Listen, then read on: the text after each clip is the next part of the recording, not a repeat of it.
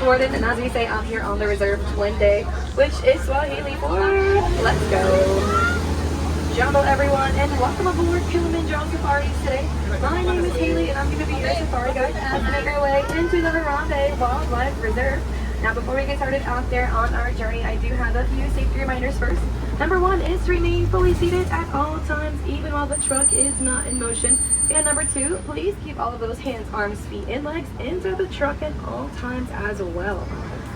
Now, this is a photo safari, so feel free to have those phones and cameras out and ready to take as many photos as you would like, but I recommend putting them in a live action or a video setting to make sure you get the best photo possible, as these animals are usually pretty active and always on the go, and they don't always stop for us, and we also can't stop for every single animal that we find out here either.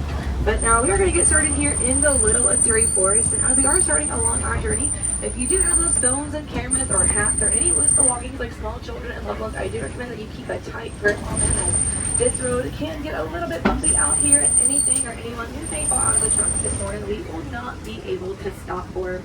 But we are going to get started here in the Little Aturi Forest, which is home to some of nature's most shyest creatures that like to use those natural body markings and camouflage to blend in with their surroundings. Over to our right hand side, we're going to start here with the brown animal over there known as the okapi.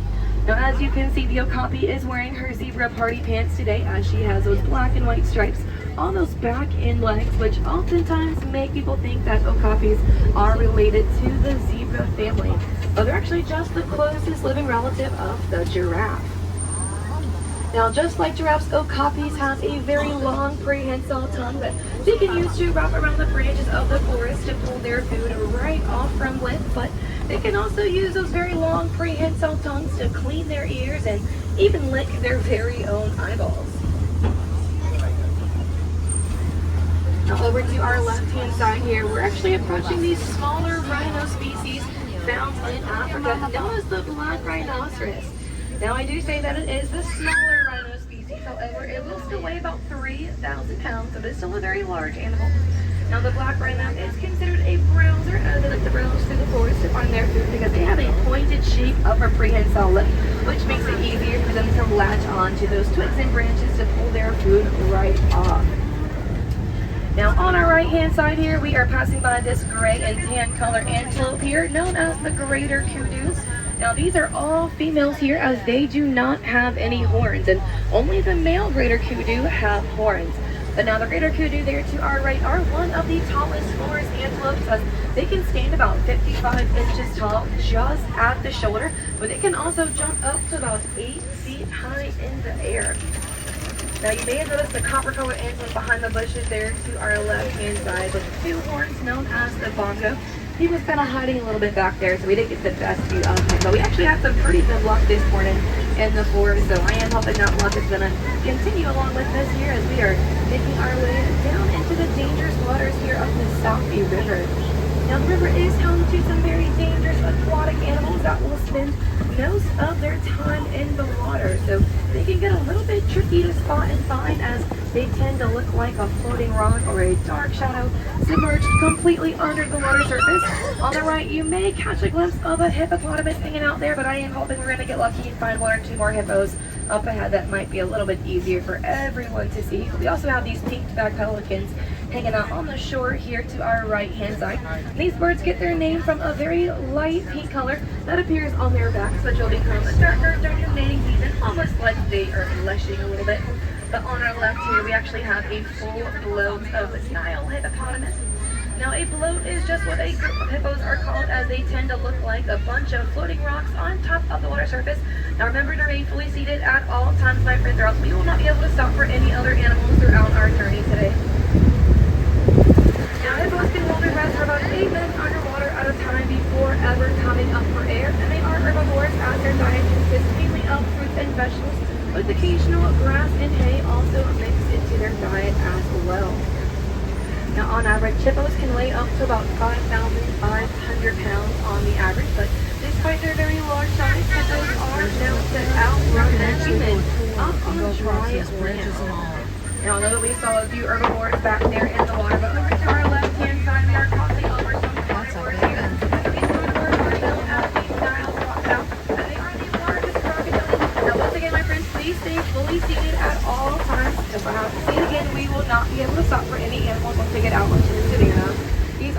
very real animals. I promise they are not animatronics. The safety it is for your own safety. Now, as I was saying, those crocodiles can't go up to months at a time without ever eating, and that's because they can actually eat up to about half of their body weight in just one single feeding. But they are known to have some incredibly strong jaws where they can snap the bones of their prey right in their mouth. But they can also be very gentle with those jaws, as they like to put their eggs in their mouth and use their tongues to roll the eggs around as a way to incubate them, but without ever breaking or cracking those eggs. Now you may notice here how our landscape is starting to change quite a bit now as we are making our way down into the savanna. Now the savanna is a mainly flat and very dry piece of land that has very few and minimal trees on it, especially compared to the river and the forest that we were just in. The animals who live on and call the savanna home have to rely on their natural speed and agility to help them evade and protect themselves from any predators they may face in the wild. On the left, or on the right hand side here, we are going to find that tan colored antelope with that white underbelly known as the springbok. Now the springbok gets their name from their ability to spring up into the air about 6 feet high when frightened. They can also leap across about 13 feet at the same time as the 6 feet high in one motion altogether, known as pronking. Now they are in the top 10 fastest land animals as they can run up to a speed of about 55 miles per hour. Now you may notice out here that most of the animals on the savanna are free roaming animals and all have very different sleeping, eating, and migration patterns from each other. And as you can see, we're not having a whole lot of luck right now. We do have quite a few animals off in the distance up ahead here, including the tallest animal in the world. You can probably see making its way over there to our right hand side. So I'm hoping we're going to get a little bit closer to that giraffe here in just a few moments. But giraffes are the tallest animal in the entire world as they can grow to be about 20 feet tall. Over to our left-hand side here, we are approaching one of the most successful predators of the savanna, known as the African painted dog. Now they do look very similar to hyenas, however they are not related. But they have a very strong pack mentality, which means they like to hunt in packs, which will allow them to attack their prey from all angles and chase their prey down until it will drop from exhaustion. But no matter how they catch their prey, they will always let the weakest member of their pack eat first.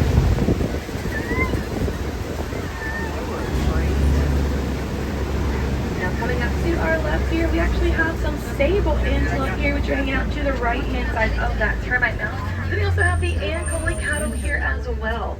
The Ankole cattle is one of 2 domesticated animals that we have on the reserve. They are also known as the Watusi cattle, as they were named after the very first tribe of people who domesticated them, which are the Watusi people down in Africa. And those large horns can grow to be about 4 to 6 feet long.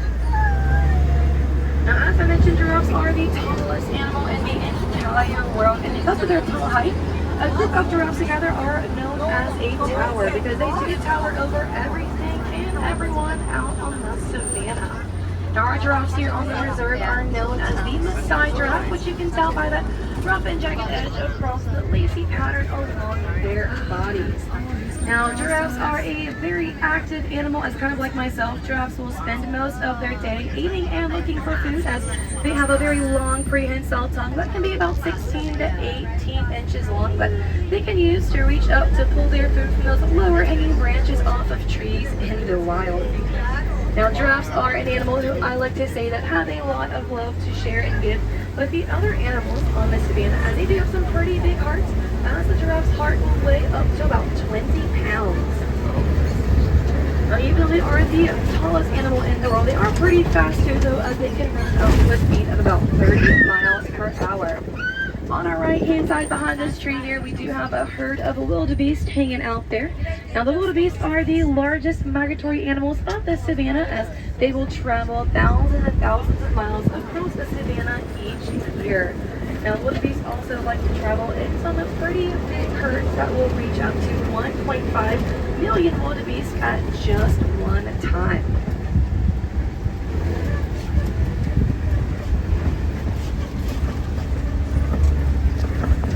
So we also have a couple more wildebeest hanging out here to our right on the hill there as well. Now, as I mentioned, they do travel in some very large herds of 1.5 million wildebeest. And when they all travel together across the very dry savanna, they do kick up a pretty big dust cloud throughout their migration journey. And their dust cloud can be so big that it can be seen all the way from satellites up in outer space.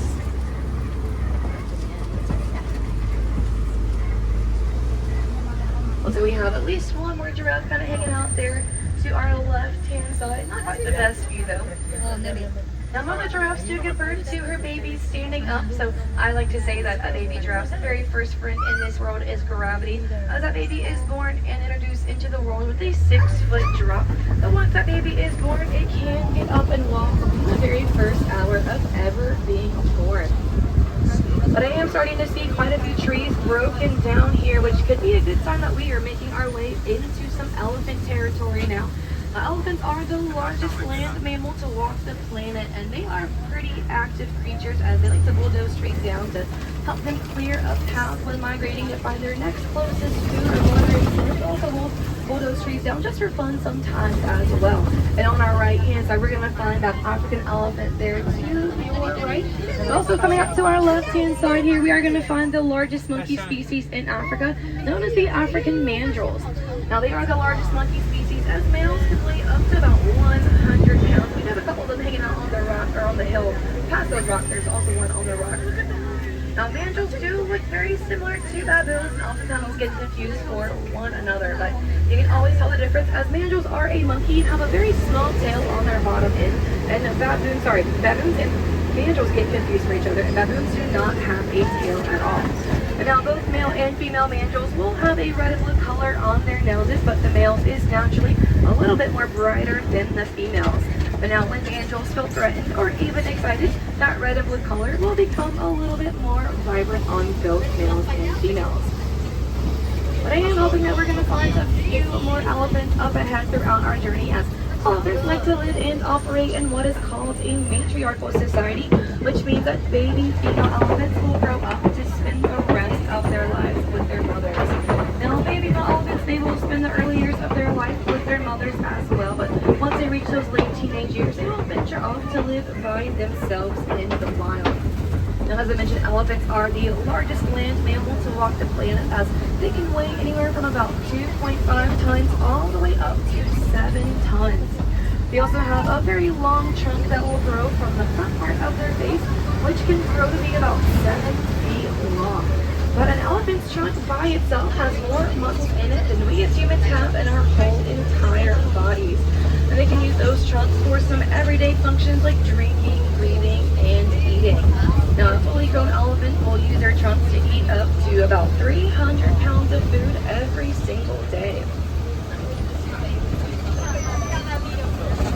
Now, elephants are known to have some very sensitive skin, so a lot of times you will find them even using those long trunks to fling dirt and mud across their backs as a way to act as a natural sunblock to help them coat and protect their skin from the hot savanna sun.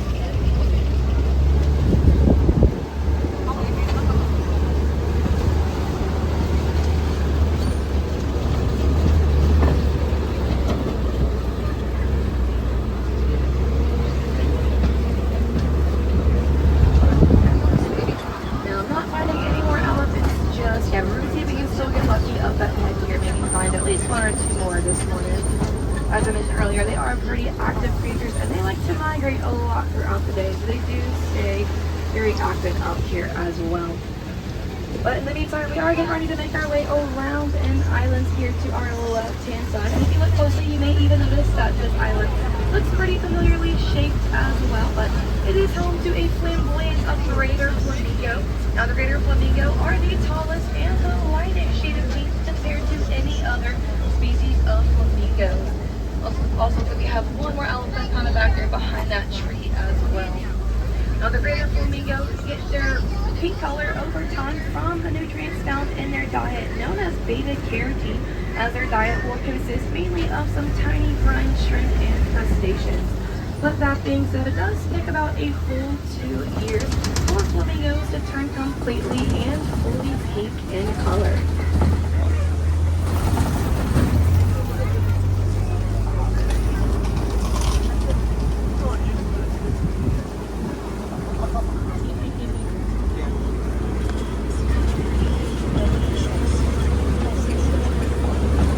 notice that very large mud wall over there to our left-hand side, which looks pretty freshly walled in. So that could be a pretty good sign that we are maybe getting close by to a couple of rhinos out here. So we're going to have to keep our eyes peeled to see if we can maybe find one or two more rhinos this morning throughout the reserve.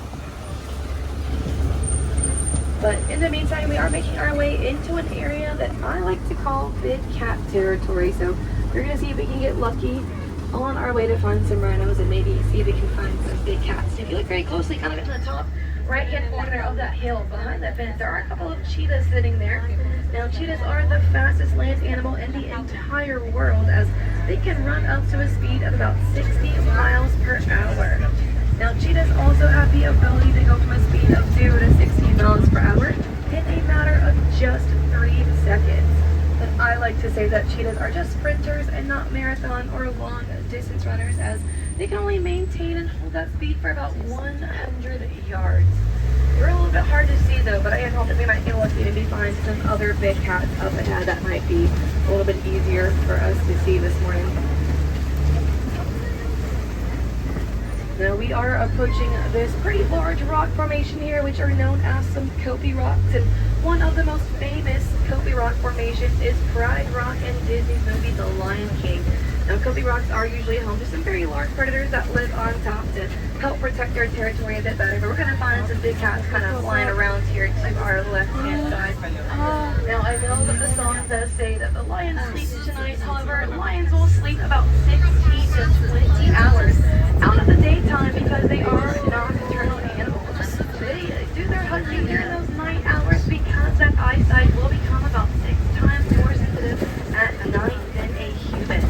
But it is usually the female lion that will do the hunting, while the male lion likes to stay back to help protect the cubs and the lion's territory. Now that male lion up there, his mane just by itself can weigh up to about 14 pounds, and it will kind of act as a helmet around his face to help protect his neck in case he ever has to defend himself from anything unwild. Now lions do have some very loud roars, as they can be heard up to a 5-mile radius, and kind of how a yawn is contagious to us as humans, a lion's roar is contagious to the pride of lions. Now, if you've ever seen The Lion King, you probably know that a lion's best friend is a warthog. And just over to our left, we are going to find a couple of warthogs here. Now, warthogs are the largest burrowing animal found in Africa, and they are closely related to the domesticated pig as well. They do grow 2 sets of tusks, so they will use 1 pair for digging those burrows and then 1 pair for eating as well. But we're going to keep on going here because over to our right, we're going to find my favorite animal out here on the reserve this morning, which are these white rhinoceros. Now, the white rhinos are the largest rhino species found in Africa, as they can weigh up to about 5,000 pounds. Now, do not be fooled by a rhino's very large size, though, as they can actually charge and run up to a speed of about 35 miles per hour. Now, the white rhinos are considered grazers, as they like to graze off of the ground to find their food because they have a wider, rectangular-shaped upper lip, which they can use to put their face close to the ground to pick up those short grasses and all those loose and fallen leaves off of the ground as well. Now, rhinos have very poor eyesight and can only see about 10 feet in front of them, so they do rely heavily on their keen sense of smell and hearing to help them navigate through the wild a little bit better. But that poor eyesight does mean that they are oftentimes running into their surroundings like rocks, trees, and even each other, which is why that group of rhinos we found back there is called a crash. We are approaching the warden's post, as the warden lives on the outskirts of the reserve to help protect the wild animals that we found back there a little bit better.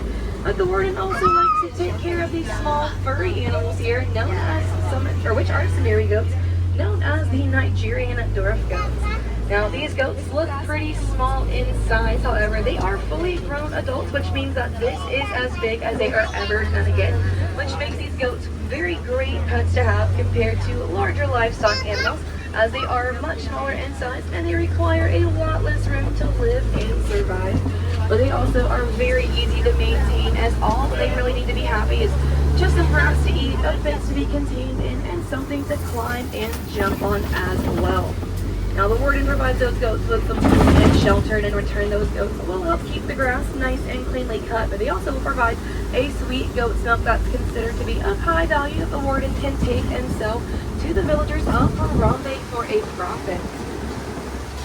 Now that goat's milk can also be turned into some goat's cheese, and providing that milk and cheese resource out there will just allow the villagers to rely less on the wildlife for the things that they need, and it helps us as humans do our part to protect the wildlife a little bit better, as we as humans are one of the biggest threats that wildlife faces on the planet. We want to make sure that we can all do our part, no matter how big or small, to help conserve animals and their habitat, but also to help protect those animals for a long time to come in the future. And one of the easiest ways that you can do your part is just by reducing, reusing, and recycling any paper, plastic, or glass items that you use every single day in the very comfort of your own home. But you can also visit any gift shop in the theme park today and make a donation to the Disney Conservation Fund. Now Disney does match every donation dollar for dollar and cent for cent, so no donation is ever too small. And if you donate, you do get a very cool button that will let everyone know that you are a conservation hero. Now unfortunately though, it does look like our safari will be coming to an end just up ahead here, so this would be a great time to go ahead and double check your rooms to make sure that you have all of your loose belongings that you brought on board. That way you don't leave anything or anyone behind. If you did not, it would be a pretty long walk all the way back to Africa if you did leave something behind today. And if I have any Wilderness Explorers on board, you are going to need a very special code word to be able to retrieve that Wilderness Explorer's merit badge. And that code word is the name of the truck today, which is the Simba White. You'll be able to find that badge just as you exit the safari. Up the hill to the right, you're going to find a cast member wearing green with an orange satchel. They're going to ask you for that code word, which once again is the Simba 1.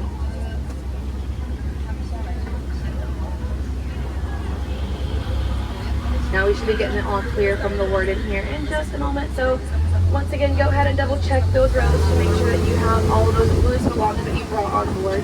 That way you don't leave anything behind.